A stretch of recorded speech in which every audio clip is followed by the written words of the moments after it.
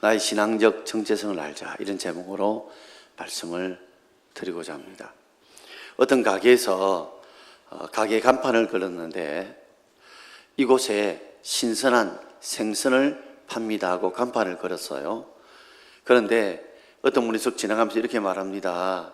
아니, 당신 집에 생선은 신선한 것만 있지 또 뭐 이렇게 죽은 거나 이런 병든 거 있느냐 물으니까 그런 거 없다고. 그걸 갖다 보면 괜히 신선하다는 말려가지고 혼동시키지 말고 그냥 이곳에 생선을 팝니다 라고 적으면 된다고 하자.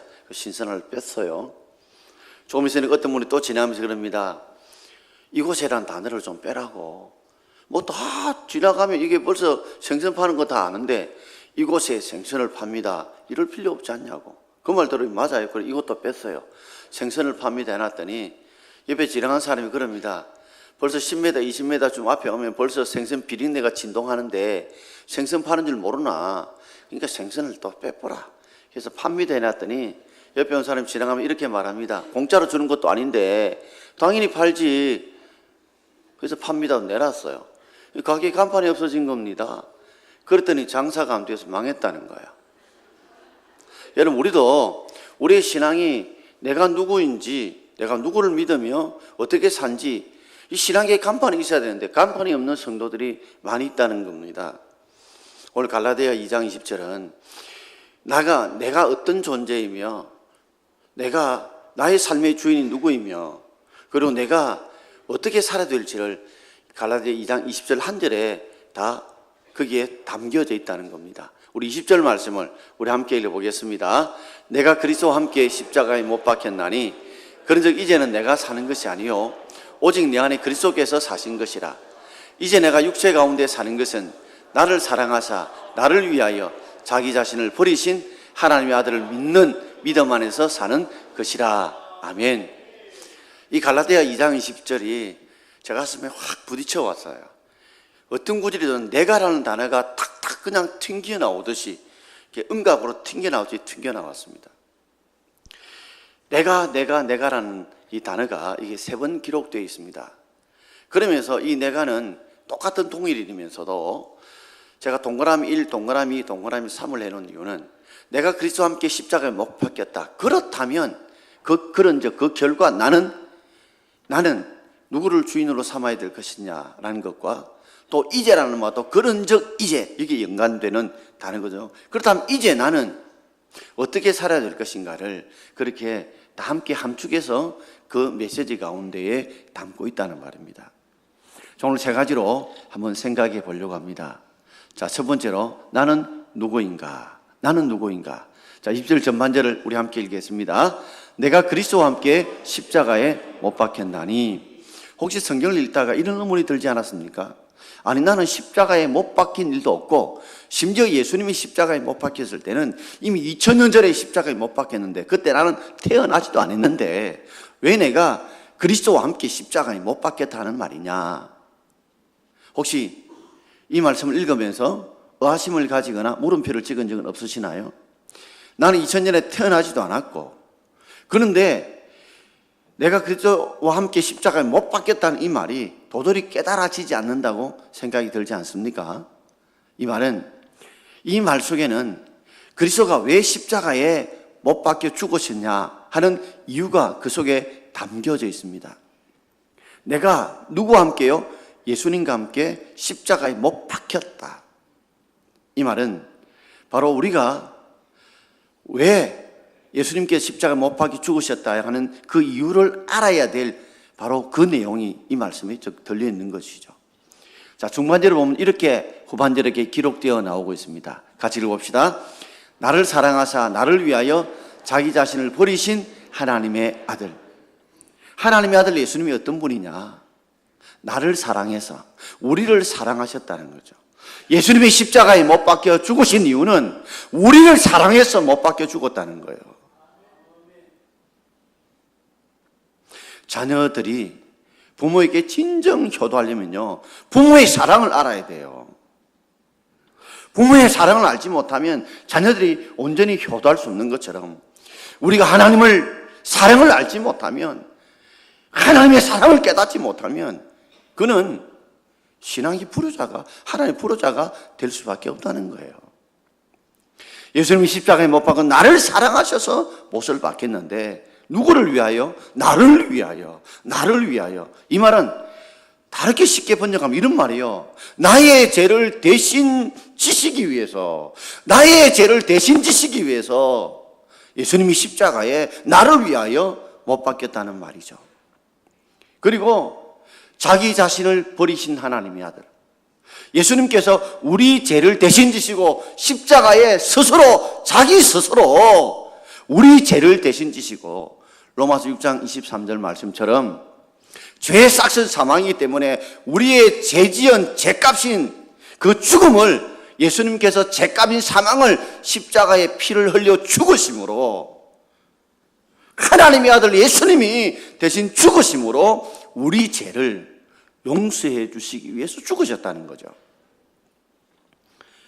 그러므로 내가 그리스도와 함께 십자가에 못 박혔다는 말은 내 이 물리적인 이 몸이 십자가에 못 박힌 것이 아니라 바로 내 죄를 예수님이 대신 짊어지시고 십자가에 내 죄를 짊어지고 죽으셨기 때문에 바로 예수님이 십자가에 못 박히신 것은 나와 함께 못 박혔다는 말이라 이 말이에요.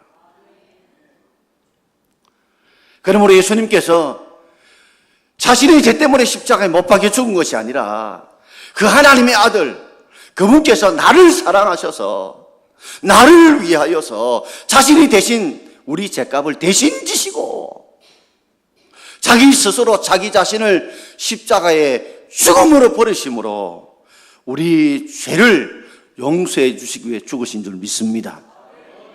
그러므로 내가 그리스도와 함께 십자가에 못 박혔다는 말은 바로 내 죄를 대신 지시고 예수님이 십자가에 못 박혔기 때문에 내가 죄 용서함을 받았다, 내가 구원함을 받았다, 내가 하나님의 자녀가 되었다, 내가 천국의 시민이 되었다는 말인 줄 믿습니다. 바로 그 말이거든요.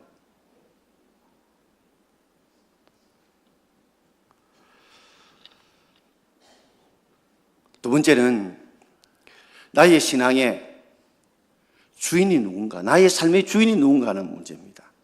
자, 중반절을 한번 읽어보겠습니다. 그런 적이 이제 내가 사는 것이 아니요 오직 내 안에 그리스도께서 사신 것이라.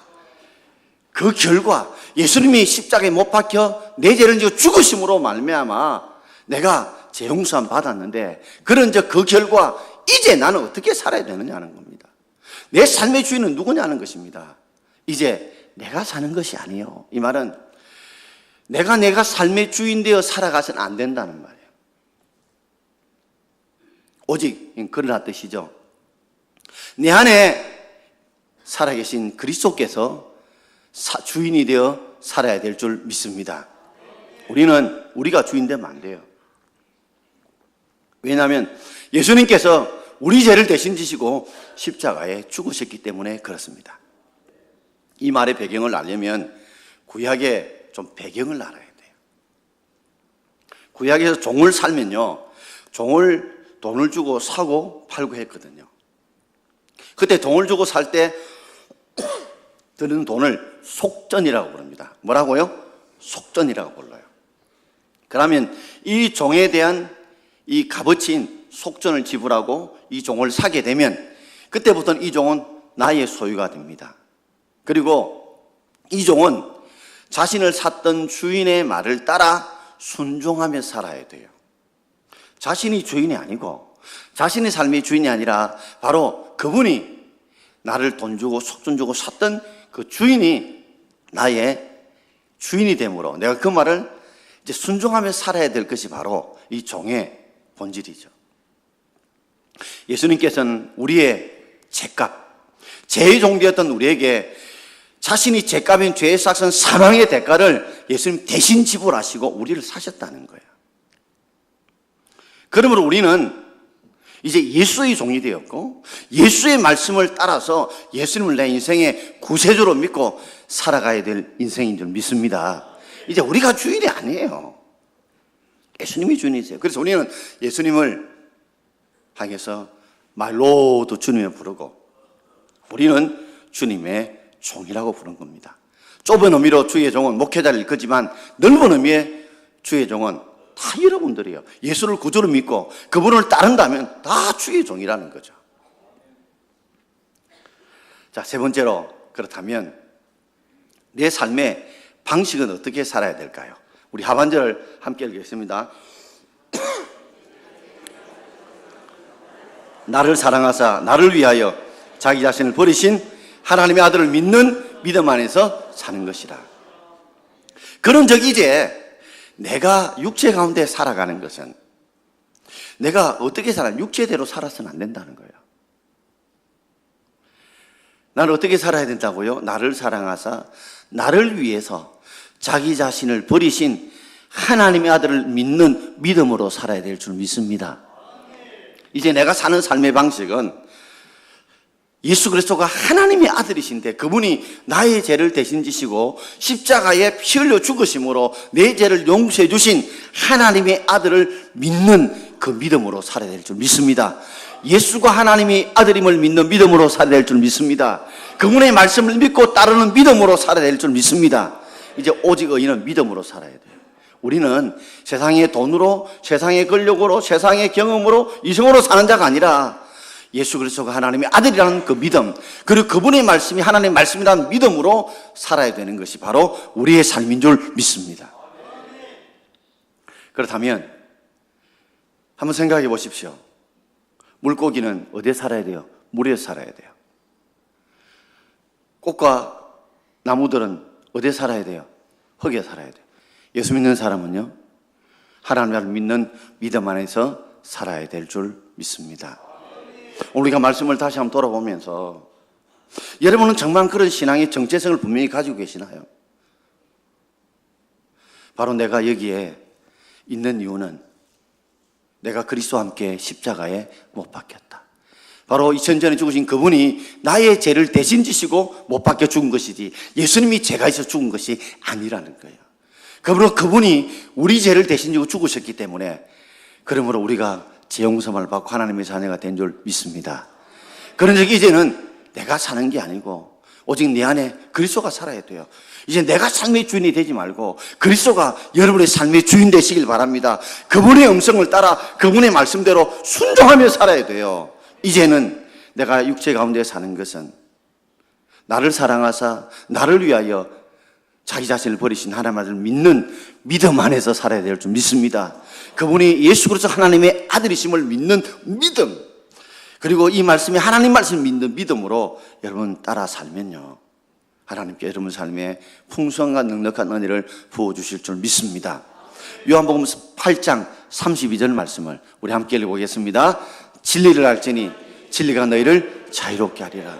이 하나님 말씀의 진리를 바로 알면, 그 진리 안에 살면, 예수가 나의 구세주가 되시고 내가 믿음으로 살면, 그분이 삶의 주인에 살면, 여러분 삶에 염려, 근심, 걱정이 있어 주님께 맡기고 의지하고 순종하며 살면 여러분 속에 두려움이나 걱정의 염려보다는 마음의 자유함, 평안함이 여러분을 지배할 줄 믿습니다. 그 은혜가 여러분께 있기를 주의 이름으로 축원합니다. 우리 갈라디아서 2장 20절 말씀을 우리 같이 한번 읽어보겠습니다. 자, 못 외우셔도 내가 그런 이제는 내가, 그 다음에 내가, 이제는 이제 내가. 자, 시작. 내가 그리스도와 함께 십자가에 못 박혔나니 그런즉 이제는 내가 사는 것이 아니요 오직 내 안에 그리스도께서 사신 것이다.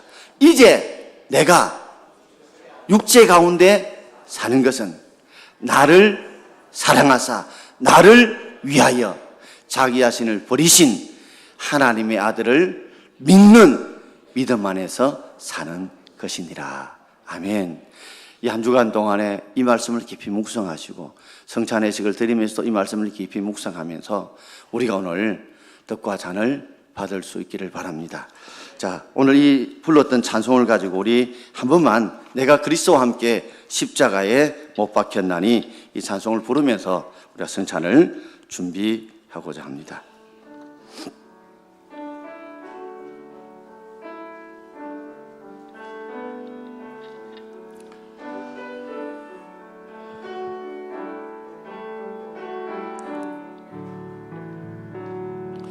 내가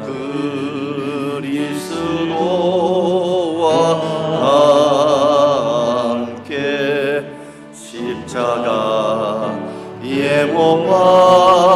박였나니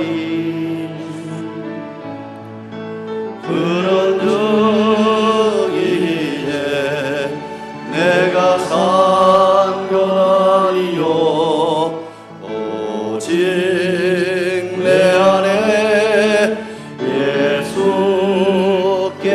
예수께서 사신 것이라. 이제 내가 육체 가운데 사는